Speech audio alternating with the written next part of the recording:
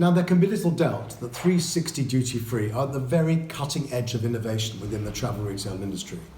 2 years ago, they rebranded themselves. This next feature gets under the skin of the business, and you'll hear from Benny Clayback, founder and chairman, Roberto Graziani, CEO, and Alex Anson, COO. Now, this is a business that knows what it takes to provide what customers actually want today, harnessing technology through digitalization. As you'll see, we cover a lot of ground: the state of the industry, the offline-online model, omnichannel, and a whole lot more.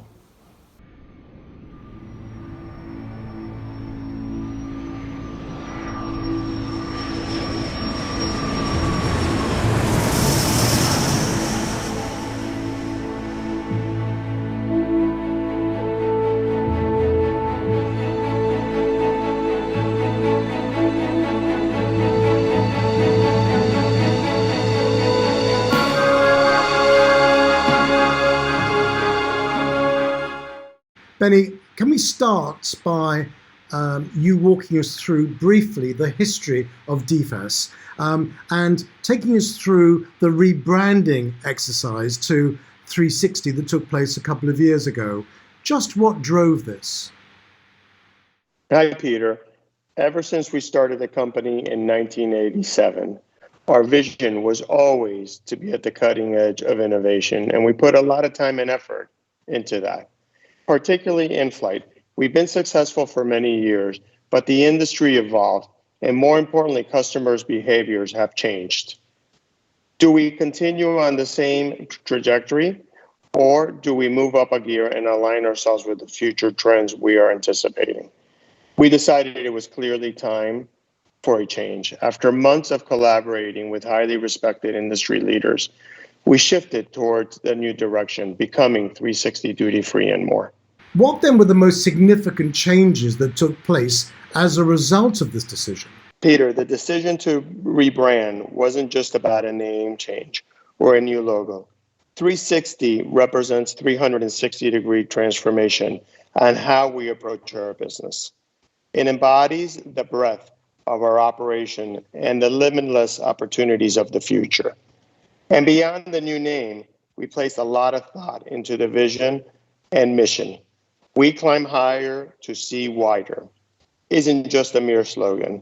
It describes how we leverage our strengths to drive cutting-edge innovation and create sustainable value for our airports, our airlines, and more importantly, our consumers. In order to execute this vision, we made significant improvements to our organizational capabilities and expanded our business by upskilling our talent pool and bringing on highly respected industry professionals. Additionally, as you know, we reached an agreement with the Schiller Group to become a shareholder of 360, and the partnership has strengthened our reach in becoming a world leader in global retailing, ready to compete for all future opportunities in the airport and omni-channel business. What then do you see as the role of retail and in-flight? To be successful today, you need to go beyond retail channel differentiation and focus your strategy around the consumer, offering them an integrated set of multiple touchpoints, channel, delivery, and payment options. The line between digital and face-to-face channel are increasingly blurred, and the role of the physical store is shifting away from just product distribution to a much more experience-centric model where staff has become a vehicle to truly engage with shoppers and for brands to make their mark with immersive functionality. Yes. In summary, the role of the traditional duty-free bricks and mortar store has not become redundant at all. However, it has to transform itself to deliver the content and the experiences consumers are now looking for. Here's a two-part question. Where do you think omnichannel is actually being done well? And what challenges must we overcome as an industry to take advantage of this opportunity? Let me start from the challenges. Availability of relevant data is certainly the main challenge to deliver a successful omni strategy. And the most relevant data available to target travelers are owned certainly by airlines. That's why we believe that partnering with them is paramount to deliver an efficient and effective omni-business model. And to go back to the first point of your question, where this omni-business is delivered quite successfully, I can mention our partnership with Singapore Airlines. I believe it is a clear example of how such strategy can be successful. Yes. There are then other organizations that have relevant database for our business, and we are also discussing with them how to develop a partnership that could allow us to use this data in an efficient and an effective way, and clearly in full respect of all privacy law. To summarize, Peter, availability of data and capability to partner, having the consumer at the center of the strategy, are really the key points to succeed. Do you think that the days of the traditional duty-free multi-brand store are now over? And as a follow-up to that, what do you think the modern store should now look like? That's a very good question, Peter. And in short, no, the days are not over. However, we have been seeing for about a decade a decline in spend per pax. And at the same time, many millions have been invested in large stores, walk-through stores, which at one time were thought to be the panacea of travel retail, that have become less effective, less productive than they were once considered to be. So, no, it's not over, and we've got this real estate, but it's probably not working as hard as it should be.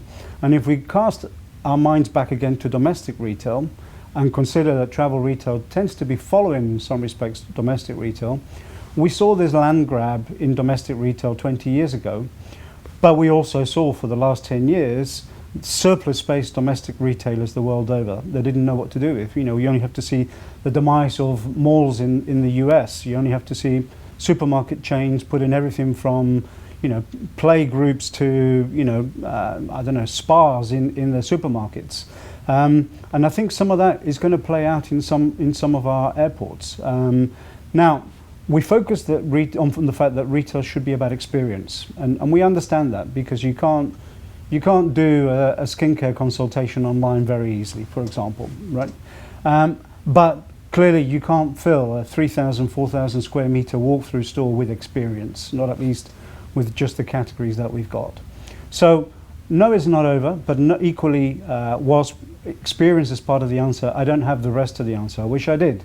Otherwise, we'd be working on different solutions to fill that space. But I think as an industry, we're going to have to work it much harder. But some of the answer, surely, arguably, is the fact that retailers and airports themselves need to actually take more risk. There has to be an element of that, and we know, for example, historically, that some players have budgeted maybe 5% of their budget or their space to a risk. Does that surely now not need to increase?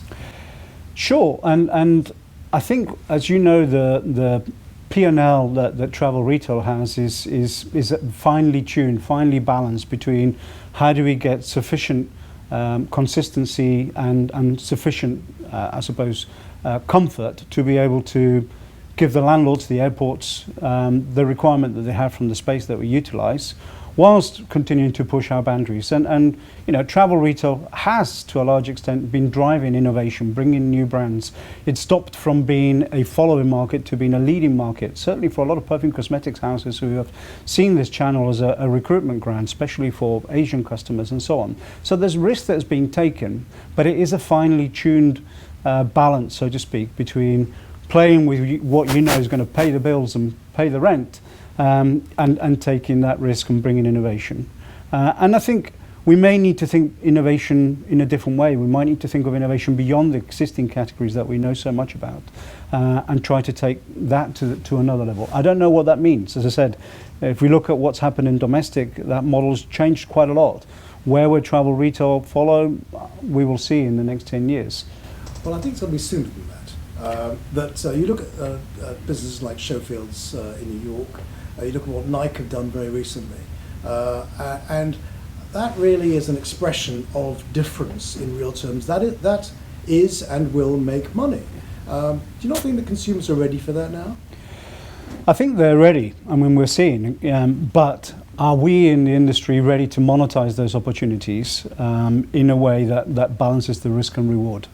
And are we ready to walk away from those many thousands of square meters that have already been developed or are coming on pipeline? I'm not sure we are everywhere. But do you see a change in the system? Just put the bag to one side for a moment, where the idea of a joint venture between retail and airport becomes manifestly a better option these days. Absolutely, and I think that's a conversation that's been had all the time since COVID. It is the best solution in travel retail, that partnership model, a partnership model that gives the airport comfort that the travel retail operator is absolutely aligned to delivering the best possible results, and with a transparent model that they know that nothing's been left on the table, whilst at the same time for the travel retail operator to know that the airport has got their back, that in that transparency there's integrity to get to successful medium-term win-win solutions.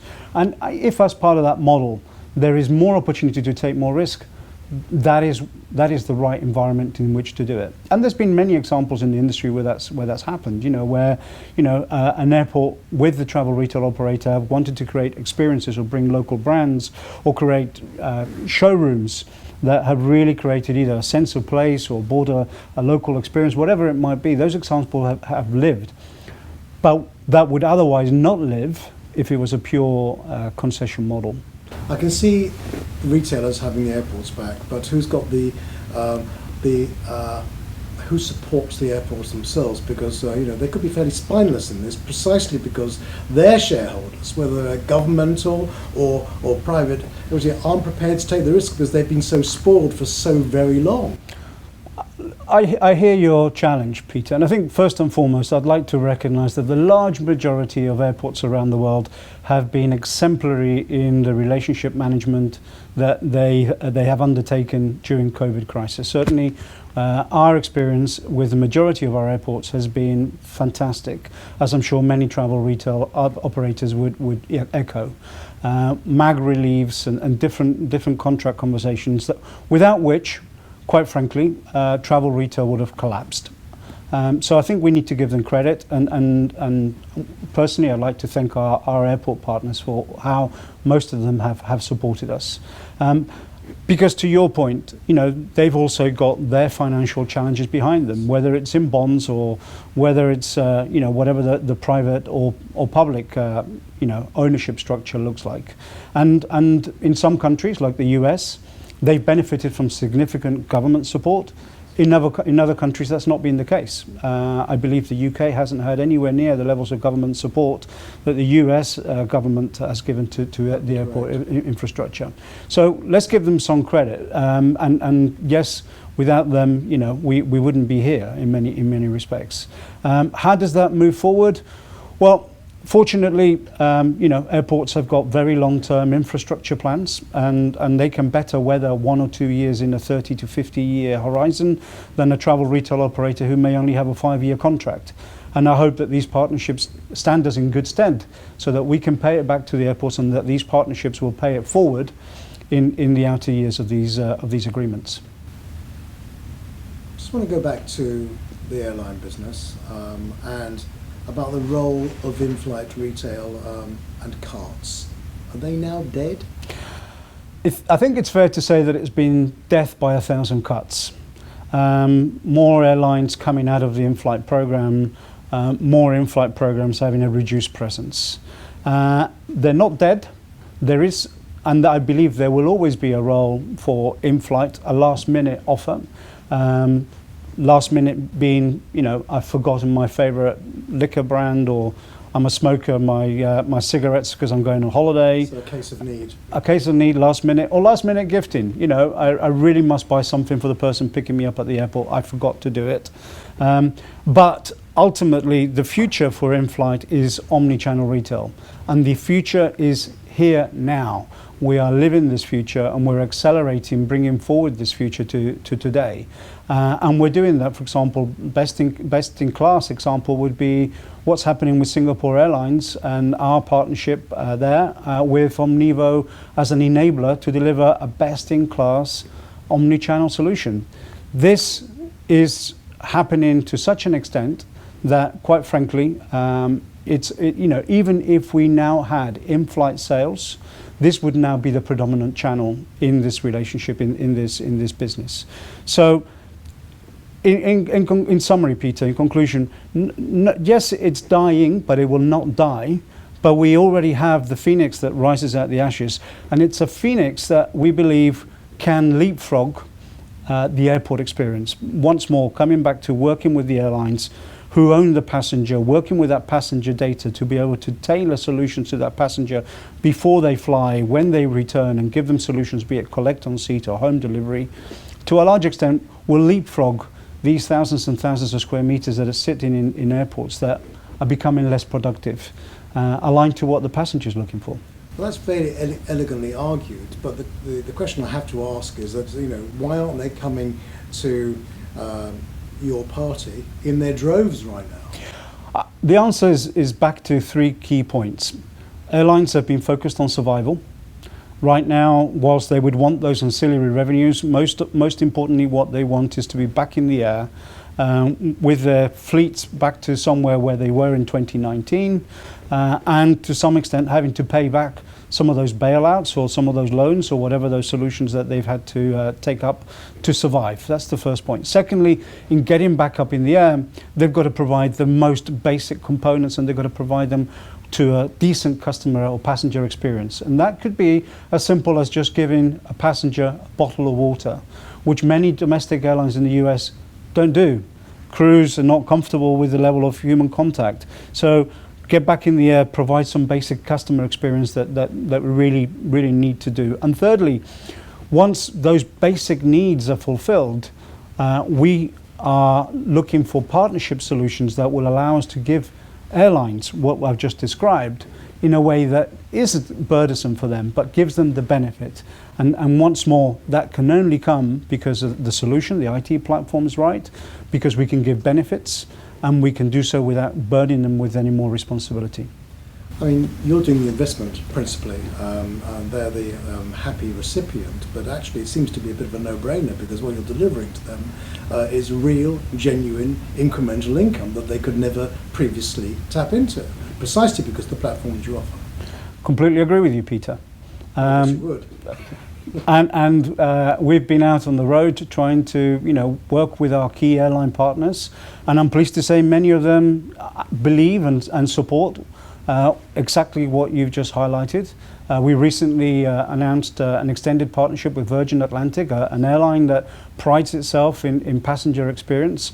We're partnering with Omnivo, bringing their platform which will allow us to bring the world's leading brands into a world-leading airline to provide a world-leading experience in that omni-channel market. So, I trust more airlines are seeing the opportunity, certainly our key partners, but also potential new partners, to buy into that holy grail. One last question, Alex. If there were three key trends you think that were common to the business community that could be adapted and adopted in the next 12 months, what would they be? Thank you for putting me on the spot there, Peter. So, first and foremost, we're all trying to survive. I think we've all got solutions that have got us this far, or not all, many operators that are here is because they've got solutions that have got us this far, but we are far from out of the water. If we see, without going into too much detail, there are some markets that are still not seeing much international traffic. Here in the US, international traffic is about -80 to 2019 still in many airports. Asia has been largely locked down, is only just beginning to open up. We've heard this week that Singapore will begin to accept passengers from Hong Kong and Germany and so on. So I think survival remains critical first, call it a trend or call it a priority. Secondly, I think as big a threat to survival is the conditions under which we recover. because if airports think because we're at 20, 30, 40, 50% of traffic that we had in 2019, that all is good and we can go back to what we had in 2019, then that is going to be worse than where we are today. And I think that talks to how do we continue to nurture and partner these relationships so that we have long-term sustainable solutions. And I know that's a priority for all of us, certainly a priority for me in making sure that my airport partners and my airline partners understand how this will evolve over the next couple of years. You know, one swallow does not make a summer, one summer does not make a revival. And thirdly, I think fundamentally on that journey, we all talk about what will our contractual terms look like when they come to tenders and getting more sustainable solutions. Those tend to be the three hottest topics. There are of course other trends, other concerns. Labour is a concern the world over. I was at the AXC conference last week in Dallas, and we're hearing stories that some concession operators, can't fulfil the roles even though the traffic's there because the labour market is just not allowing us to recruit the people we need. Airports can't get bus drivers to ferry people from car parks. So it's impacting everywhere. TSA, security is recruiting like crazy. Lines aren't fully open because we're struggling to recruit. That's a key topic that's out there. And another key topic that's out there is certainly inflation, and how is inflation impacting everything from ultimately, capital expenditure projects to just, simply the cost of goods that we're seeing and how we're all going to navigate that. But I would call out survival. I would call out how do we maintain that survival over the recovery, and I would call out how do we have sustainable long-term relationships, and how does that play out through tenders as the most important whilst we navigate these short-term labour challenges and inflationary challenges, which I'm sure we will find solutions to, but are causing us bumpy roads ahead. And I guess you may have missed out one other item, which is bang on your agenda, where there can be investment, there will be investment in digitalisation. Absolutely, Peter, and that's the key story that we've been sharing with our key partners. 3Sixty has invested, continues to invest, and will invest with our partners to deliver those omni-channel solutions or to deliver those standout retail opportunities. We have and continue to do so. We are a long-term partner for our partners, and that's demonstrated in our actions. Paul, welcome. Just how important is digitalisation to your business?